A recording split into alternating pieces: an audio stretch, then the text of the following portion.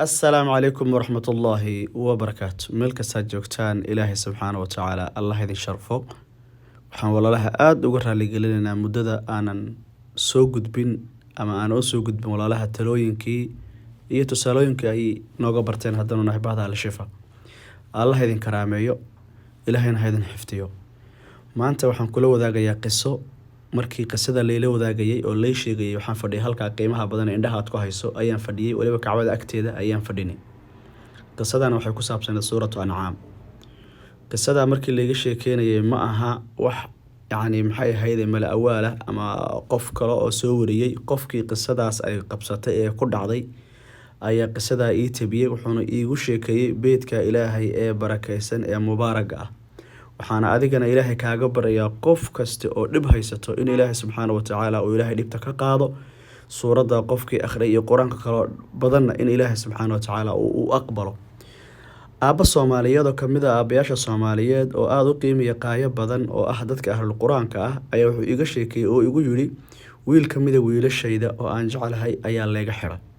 nin kamid ah niman kan CID-da ama nimankan sirdoonka waliba kuwa la dagaalama dadka shahadala dirka loo yaqaano ayaa wuxuu yiri wiilkayga iga xiray.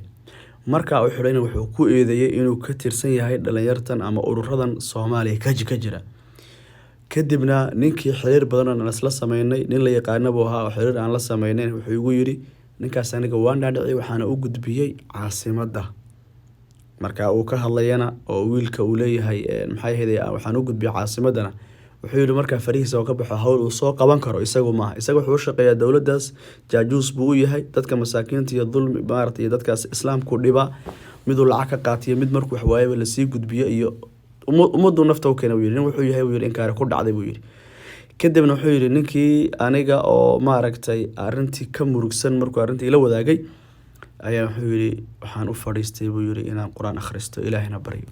suuratu ancaam baan bilaabay buu yiri. wuxuu yiri markaan marinayo 41 jeer baan aan marinayo yiri suuratu ancaam. waxaan halkaa weydiin meeqa maalin baad akhrineysay kolba muddo akhriyay laakiin maana weydiin. meesha uu igu sheekeynayo oo aabaha sheekada igula wadaagayna waa kacbada musharrafkaad u jeedaan ee qiimaha iyo qaayaha badan ee nuurka badan buu aabaha sheekada igula wadaagaya.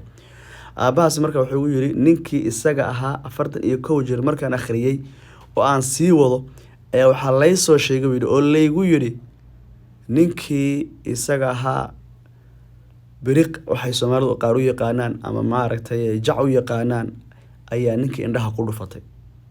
Ilaahay subxaanahu wa ta'aala roob buu keenay ninkiina indhuhu beelay sidaasuna Ilaahay ummadda uga qabtay anigana wiilkayga Ilaahay subxaanahu wa ta'aala muddo kadib ii soo daayay. Allah idin sharfo adduun iyo aakhiraba. rajaynayaa adigana inuu Ilaahay subxaanahu wa ta'aala suurada ku aqbali doono. waxaan kaloo ku hayaa qiso iyadana leela soo wadaagay oo suuratu ancaam ida zulzilad ku saabsan gabar aad u dhibaneed iyadana oo aad iyo aad u rafaadsanayd ilaahayna sixirkii uu kaga soo saaray suurada ida zulzilad. sawirkan iyadana insha Allah muuqaal waxa kula wadaagi doonaa kanka ku xiga intaan dib u kulmi doono. Assalaamu calaykum waraxmatullaahi wabarakaatuh.